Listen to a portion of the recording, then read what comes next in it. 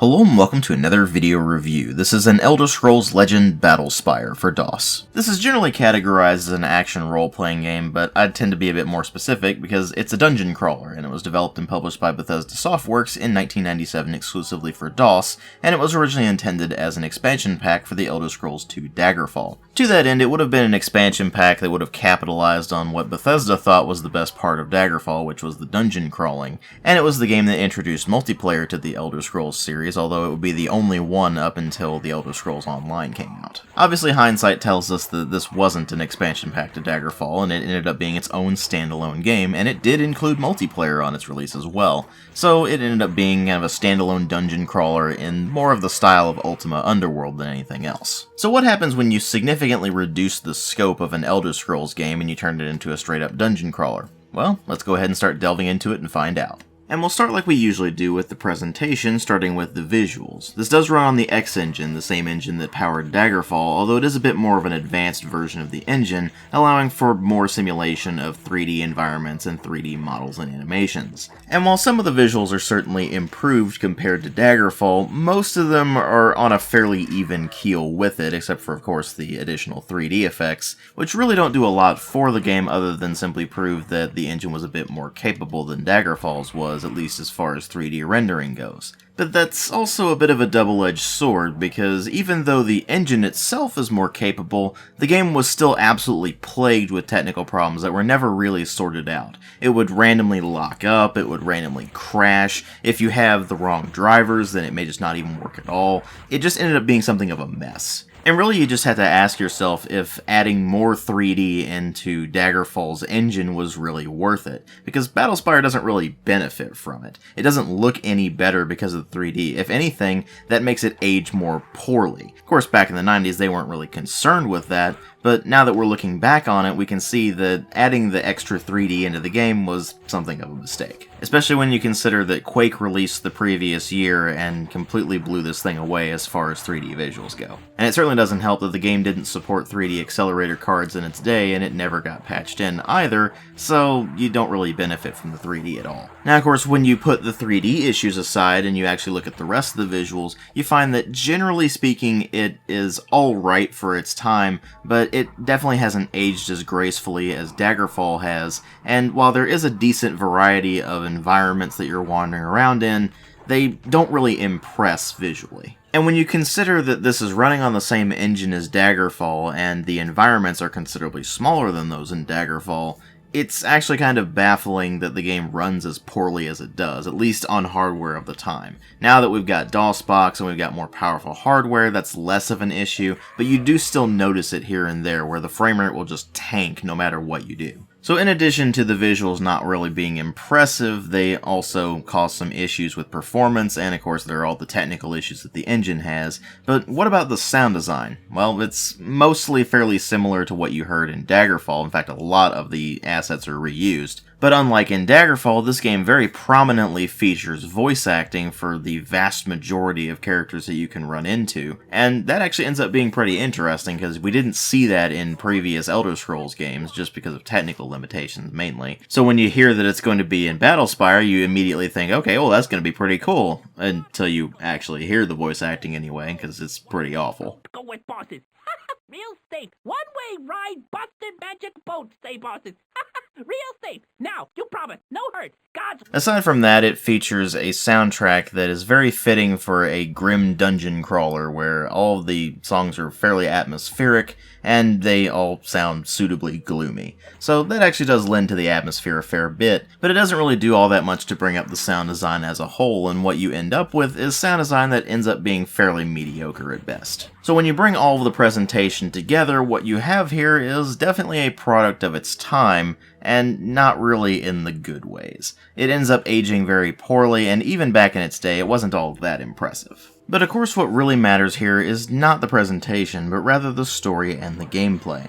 The story in this is that you play as some apprentice who is entering the Battlespire, this sort of proving ground for the Shadow Legion, the Imperial Battle Mages, and you go in there expecting it to just be a test of your abilities, but you find out that it's actually been invaded by Daedra, and you end up having to drive the Daedra out, and ultimately the Daedric Prince of Destruction himself, Mehrunes Dagon. Of course, the problem is most of that is just setup. It's not really what you actually experience as you're going through the game, because the vast majority of what you're experiencing is the simple dungeon crawling. And that's not to say that the game doesn't have a plot. It certainly does, and it certainly does get a bit more complicated as you go on further into the game. But it's just that. It only gets a bit more complicated than the basic summary, and it never really seems to go anywhere. It's pretty obvious it was meant as more of just an extra adventure for you to go on in Daggerfall rather than its full standalone game, and it does suffer as a result. Now, of course, with this being a dungeon crawler, you would basically expect the game to be a whole lot of running around and whacking things in the face and not really much talking, but you can talk to nearly every single creature in the entire game, although most of the time they'll still attack you anyway. Of course, for most of the enemies, this means that you're going to be talking to them and they're going to be saying the exact same lines as the 30 other NPCs of that same type that you've encountered already, but sometimes you will stumble upon a unique NPC who actually does have unique dialogue, and that does help contribute to the story a bit. But that's really about as involved as the storytelling gets, so it really does fall more to the gameplay to bring things up, and that's where things get very interesting for a variety of reasons. On the one hand, you have the rather positive reasons, which are that the dungeon designs in Battlespire are considerably better than those in Daggerfall, because they actually took the time and effort to design the dungeons by hand and design the puzzles around that. And that ends up actually working out pretty well in the game's favor, because while Daggerfall originally took the procedural generation route, everything was done by hand in Battlespire, and that means that the dungeons are considerably better designed, and the puzzles are considerably more interesting than all the stuff that you would see in Daggerfall. So even though you are dealing with multiple floors of the same dungeon, everything is part of the Battlespire itself, and you're just going through the various floors of it, the floors themselves feel rather unique, although you do end up with a fair bit of asset reuse with regards to the wall textures and things like that. Other positives include the rather detailed character creation system, which is basically an extension of what you saw in Daggerfall, but it is very slightly more complex. Because of the options it gives you, you can really tailor the character to the way you want it to play, but there's also a problem with that I'll get to more in a moment, so just bear with me a moment for that. And then of course there is the positive of this being the first game in the Elder Scrolls series to support multiplayer, which means that you can go dungeoneering with your friends, which is always nice. But that's pretty much where the positives end and everything else begins. Because for every positive thing in this game, there's at least one other really awful thing that causes issues.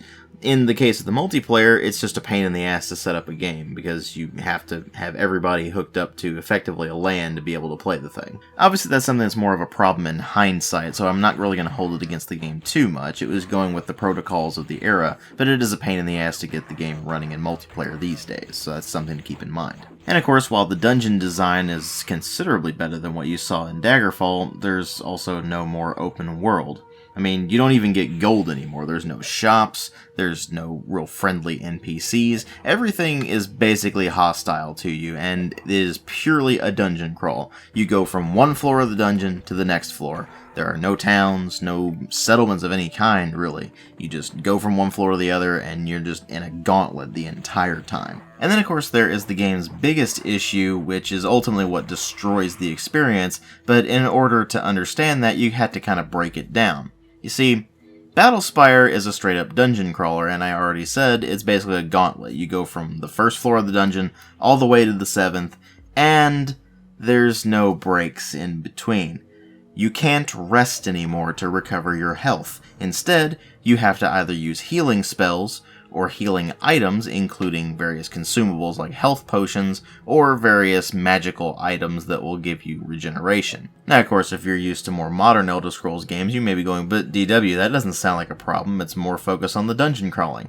Well, it is a problem, because this game is absolutely brutal in its difficulty, to the point where it's so punishing, it becomes infuriating to play. It throws a pretty ridiculous number of enemies at you, and like I said, pretty much everything you find in this game is outright hostile to you. Sometimes you'll come across something that's neutral at first, but it may attack you if you talk to it, or it may leave you alone if you talk to it, but generally speaking, you're going to be fighting an awful lot, using the same exact combat system that was in Daggerfall, only with some very, very slight tweaks, which ultimately means that it's very reliant on dice rolls, which is a very big problem because your hit percentage is extremely low in this game, at least starting out. This means that basically combat goes like this. You go up to an enemy, you start swinging at them, and you miss almost every single attack, and even if you do hit them, it barely does any damage at all.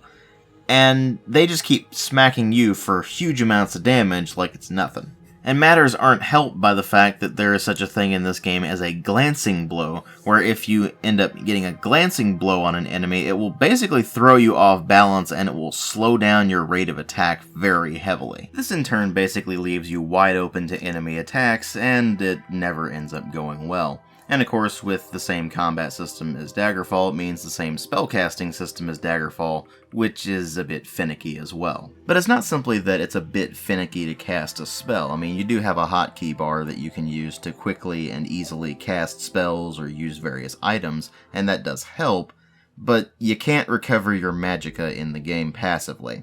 So instead of that, you have to go find magicka potions, basically. And that ends up being a very nasty problem, because if you're a spellcaster class, then your spells are all you've got, and once you cast those, then you're just screwed. In fact, this brings up something that is very important to mention about Battlespire, and something that makes it rather confusing as to why they've set up the game the way they have, which is, the only real builds that are going to see you through the entire game are entirely combat focused. If you decide to become a spellcaster, well, you're just screwed because you're going to run out of magicka very quickly, and you're probably not going to be finding any magicka potions for a while, which means that you're just doomed from the start. As I've said before, this game is punishingly difficult to the point where you're lucky to make it out of the starting room half the time. And a very big chunk of that is whether or not you actually have the proper character build to see you through the entirety of the dungeons. If you make a single mistake in your character build, that might actually cost you the entire game, so you want to sit there and meticulously design your character to be as powerful as it possibly can right from the start. And this is made even more important by the fact that they completely changed the way level ups work, in that it's no longer a matter of just using skills until eventually you level up and you just add a few attributes. Instead, you only get a level up at the end of the floor of a dungeon. And on top of that, your attributes will never increase throughout the entirety of the game, so you better make sure that you've statted out your attributes correctly, otherwise, again, you're just screwed. So unlike in most of the other Elder Scrolls games, you can't really stat your character out the way you really want to play them. Instead, you have to stat them out the way the game wants you to play them, which is to say, an entirely combat-focused character, because literally anything else will just get annihilated within the first few minutes of the game. And even then, even if you do have the perfect build, there's still a good chance that you're not going to survive the dungeon because, again, it's just so punishingly difficult. And unlike what some of the proponents of the game will tell you, it's not in a fun way. It's in a you have to exploit the game and exploit the really bad AI to actually survive kind of way. And even if you somehow manage to make it past the obnoxious difficulty, you're gonna find that the game is barely even playable to begin with just because it's so buggy. Hell, there's even still a game-breaking bug in there even though the game has been patched, which will completely corrupt your save files. Basically, when you're on level 5 of the dungeon, you have to take care basically not to save the game or to quit, otherwise it will eventually corrupt your save file because it keeps adding garbage data into the save file every single time it quits to DOS, which, guess what? Whenever your character dies, it immediately quits to DOS. And while there is a sort of workaround in place, it doesn't actually fix the glitch, and if you're not careful, it can still corrupt your save files anyway. And even if you're not dealing with the save glitch, there's also other serious bugs that are in there. I mean, you will frequently fall through the floor into a void and have to reload your old save. You'll find that numerous spell effects don't work the way they should. For example, if you try to summon a monster to aid you, it will attack you instead because that's just the way the AI is programmed. Sometimes NPCs will spawn outside of the environments, or if they don't spawn outside of the environments, they'll start moving into the environment and then pass through it out into the void,